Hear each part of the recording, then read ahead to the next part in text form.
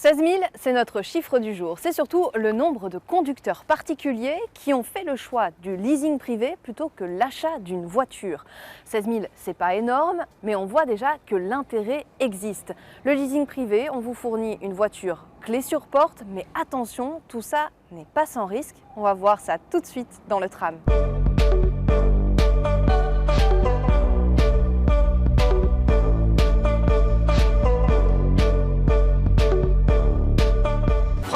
Bonsoir, vous êtes directeur général de Renta, la fédération belge des loueurs de véhicules. Dites-nous un peu, qu'est-ce qui convainc autant aujourd'hui les conducteurs à se tourner vers le leasing privé ? Tout d'abord, c'est un produit sans souci. Donc, on paye un prix fixe par mois qui comprend tout sauf le carburant. Donc, y compris les assurances, les entretiens de la voiture, l'amortissement, le financement, etc. Et donc, pour les gens, l'avantage, c'est qu'ils savent parfaitement tous les mois ce qu'ils vont dépenser pour la voiture. Qu'est-ce qui les pousse à se tourner vers le leasing privé? C'est quoi? C'est l'insécurité fiscale, c'est le Dieselgate, c'est toutes ces problématiques qu'on aborde déjà dans cette émission du tram qui poussent les gens à ne plus posséder de voiture? Oui, en fait, le produit, dans quelque sorte, prépare aussi les gens à ne plus à cette idée de ne plus devoir être en possession d'une voiture, plutôt l'idée d'utilisation. Et je pense que c'est un premier pas, effectivement, à une mobilité plus mixte, etc. Il faut dire aussi qu'un des avantages aussi du produit, c'est qu'on a toujours une voiture neuve, parce qu'ici, dans la zone à basse émission à Bruxelles notamment, ça pose quand même problème pour les voitures qui ont un certain âge. Et le leasing privé répond aussi à ce besoin-là. Quel type de clientèle est attiré par ce service? C'est très, très différent. Donc, ça peut aussi bien être les jeunes, en fait, que des gens âgés. Il n'y a pas vraiment un client type pour le leasing privé. Alors, on a rapidement vu les avantages. Est-ce qu'on peut un tout petit peu plus les détailler? Donc, on l'a dit, la voiture, elle est clé sur porte. On ne s'occupe pas de l'assurance, on ne s'occupe pas de l'entretien, on ne s'occupe de rien du tout? Tout à fait. Donc, on paie un prix fixe et pour le reste, il faut juste encore faire le plein et c'est tout. Bien évidemment, avant de conclure le contrat, la société de leasing va encore voir si le client a la capacité de payer, par exemple, tous les mois la mensualité, parce que c'est quand même important qu'on ne va pas endetter les gens, par exemple, inutilement. Oui, et puis on le dit, le diable se cache dans les détails. S'il y a effectivement des avantages à avoir une voiture en leasing privé, il y a aussi des inconvénients. Est-ce que vous pouvez nous les expliciter? Il faut tout d'abord savoir qu'on ne devient jamais propriétaire de la voiture. Donc après la période de leasing, donc 3, 4, 5 ans, il faut rendre la voiture et après on a payé les mensualités, mais on ne devient jamais propriétaire de la voiture. Deuxièmement, ce qui est important, c'est qu'il faut quand même avoir une idée plus ou moins exacte du kilométrage qu'on va parcourir tous les ans. Oui, ça on dit que c'est souvent le point faible ou en tout cas le point d'attention pour le client, vraiment le kilométrage. C'est vrai, il y a un kilométrage qui est compris dans le contrat, mais si on dépasse, forcément, il y aura un supplément à payer à la fin de l'année ou à la fin du contrat. Donc, il faut vraiment veiller au fait qu'on ne dépasse pas trop le kilométrage ou sinon qu'on avertisse la société de leasing qu'ils doivent adapter le contrat en fonction. Il y a encore un autre élément, à la fin du contrat, comme le véhicule retourne chez la société de leasing, il y a forcément aussi un état des lieux qui sera fait et donc s'il y a des dégâts à la fin du contrat, ils sont aussi à payer à la société de leasing. Et ça peut vite grimper. Est-ce que la société de leasing ou les sociétés surtaxent un peu ces frais de remise en état? Non, la plupart des sociétés de leasing travaillent avec des forfaits, donc c'est des montants en règle générale qui sont raisonnables, mais forcément ça a un impact, les dégâts ont un impact sur la valeur de revente de la voiture, donc il y a forcément une compensation à payer par le client. Une dernière question, très rapidement, on a 16 000 conducteurs aujourd'hui qui utilisent ce service de leasing privé. C'est un secteur qui va se développer dans les années prochaines, vous le voyez comment ? Ben, c'est vrai que allez, nos membres, donc les sociétés de leasing, y croient fortement et c'est vraiment un produit qu'ils vont développer encore pour le futur.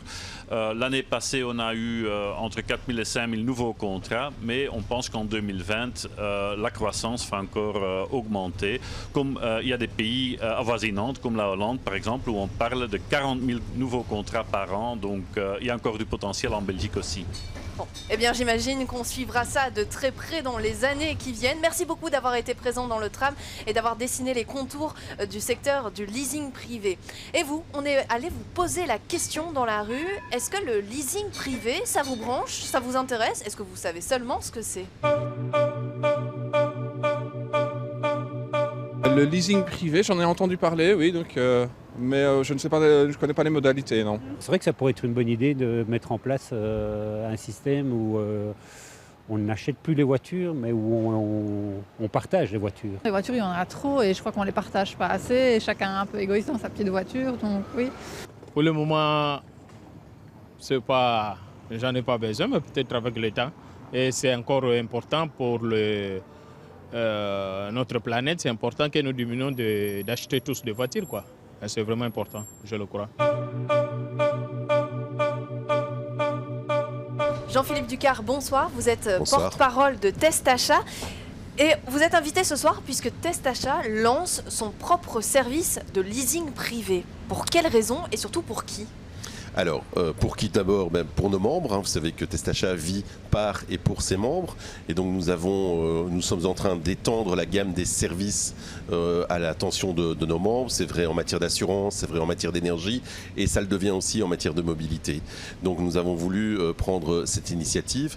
C'est-à-dire que l'objectif, c'est de rendre accessible un produit qui est peut-être encore assez méconnu, que nous avons d'ailleurs critiqué par le passé, lorsqu'on parlait de crédit, oui, sans doute.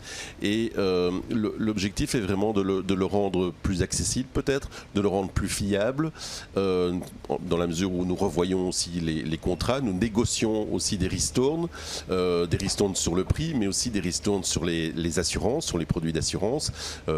Par exemple, ça se traduit par une diminution de la franchise, et donc tout ça au profit de nos membres. Donc on l'a dit tout à l'heure, c'est un produit qui correspond à une attente du consommateur lambda, mais qui c'est une attente, est-ce que c'était une demande? Sans souci. Il n'y a pas vraiment une demande pour le moment. Je pense que, par contre, si on compare avec d'autres pays, on l'a dit tout à l'heure, les Pays-Bas notamment, mais des organisations qui sont des organisations sœurs en Europe, ont ce type de produits dans leur gamme de services. Donc vous préférez prendre les devants, en fait? Oui, on prend les devants, et surtout aussi, il faut pas se cacher, on a une nécessité, c'est de donner quelque chose à nos membres. Les membres, ils cotisent, ils s'abonnent, ils ont la volonté d'avoir des services qui soient des services fiables, qui soient des services suffisamment transparents et à des prix qui soient raisonnables. Alors on l'a dit, vous représentez Testachat. Testachat qui est l'association de défense des consommateurs. Vous avez critiqué par le passé le leasing privé, j'imagine. En tout cas j'espère que vous allez retenir la leçon de ce que vous-même avez dit. Est-ce que avec cette offre, vous n'êtes pas un peu jugé parti? On peut se poser la question. Alors, tout d'abord, il faut savoir que lorsqu'on connaît Testachat, on a déjà ce type d'initiative dans d'autres domaines, je l'ai dit tout à l'heure, que ce soit par exemple les assurances, la matière d'énergie. Donc on passe au peigne fin le marché, on fait un screening du marché, et puis on offre un produit qui est un produit de bonne qualité, qui a été revu par nos experts. On essaie d'orienter aussi un peu la manœuvre, c'est-à-dire qu'ici, par exemple, dans le leasing privé, nous orientons les consommateurs vers des modèles de voitures qui sont des modèles avec des émissions relativement basses, des voitures hybrides aussi, et nous essayons d'apporter des solutions. Donc on est vraiment dans ce qu'on appelle le problem solving, c'est-à-dire je ne veux pas me tracasser avec toute une série de démarches, de comparaisons, et donc Testachat répond à cette attente. Vous êtes un peu le filtre parmi toutes ces propositions, ces offres qui existent aujourd'hui sur le secteur. Donc c'est un partenariat avec un opérateur, avec aussi finalement un fabricant de voitures, mais des voitures à nouveau basse émission et qui sont très fiables. Les enquêtes le révèlent, et donc les consommateurs nous font confiance, et on essaie de répercuter cette confiance vers le marché. Il y aura d'autres initiatives, donc je le dis d'emblée, on ne va pas rester simplement aux voitures. Nous sommes pour une mobilité mobilité multimodale, une mobilité aussi plus douce, et donc on va aussi prendre d'autres initiatives de ce type dans d'autres domaines.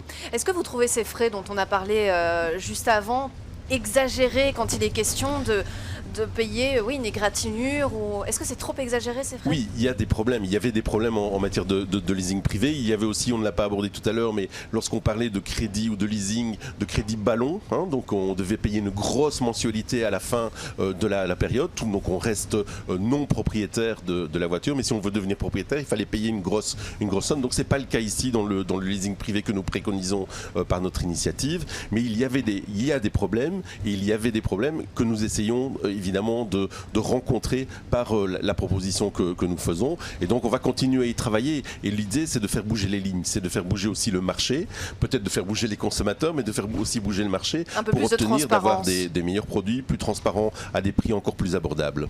Monsieur Ducard, merci beaucoup pour toutes ces précisions. On l'a compris, Testachat se place un peu comme le garde-fou dans ce secteur du leasing privé.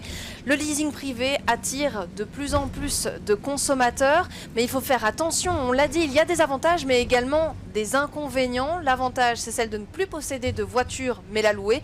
Les inconvénients, eh bien, c'est toutes ces petites lettres qui se trouvent en bas des contrats que je vous invite à lire avec grande attention. Cette émission est désormais finie. Merci beaucoup de nous avoir suivis comme chaque semaine. Je vous retrouve avec toute l'équipe la semaine prochaine, même heure, même tram.